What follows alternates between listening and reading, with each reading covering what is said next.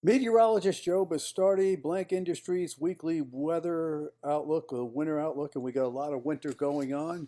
Um, the Cleveland area targeted for the greatest early season snowstorm since 1974, which was a 12 to 20-inch snow in Cleveland.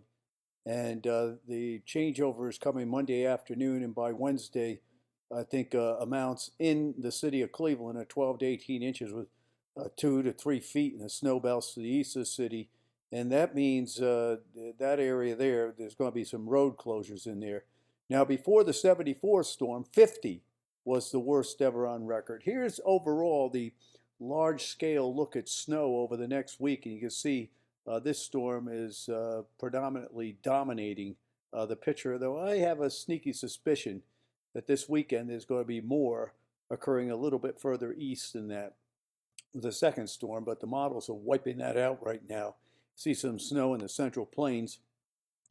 Over the next 24 hours, ending Tuesday at noon, you can see the heavy snow around the Cleveland area, the heaviest snow. Now, in general, the blue areas are going to be areas that you're going to have to plow.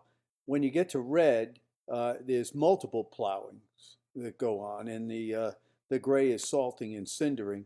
Here's the following 24 hours. Now, this doesn't do real well on lake effect. When we look at the mesoscale models, we look at the 3 kilometer NAM, you could see what is going on here. There's 12 to 18 inches of snow across Cleveland. Snow belts to the east, that is 18 to 30 inches. There's a 30-inch bullseye off to the east here. That's right in I-90, and that's a big thoroughfare, and then I-80 gets involved, as you can see. So this entire area here is really going to get hammered, and it is a significant population there. I believe there's 3 million people that live on the North Shore. I may not be right. You can see the snow extending up into southeast Michigan over here.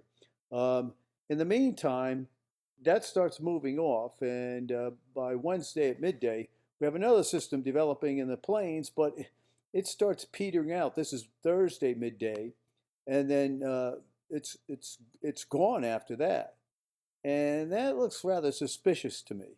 This is by Friday, and I don't know what that was doing there. Saturday, and then some lake effect starts taking over after that. This is Sunday, and then the following Monday. And that whole situation this weekend into next week is kind of weird along the eastern seaboard. The week one temperatures show all the cold that's down across the south here relative to averages.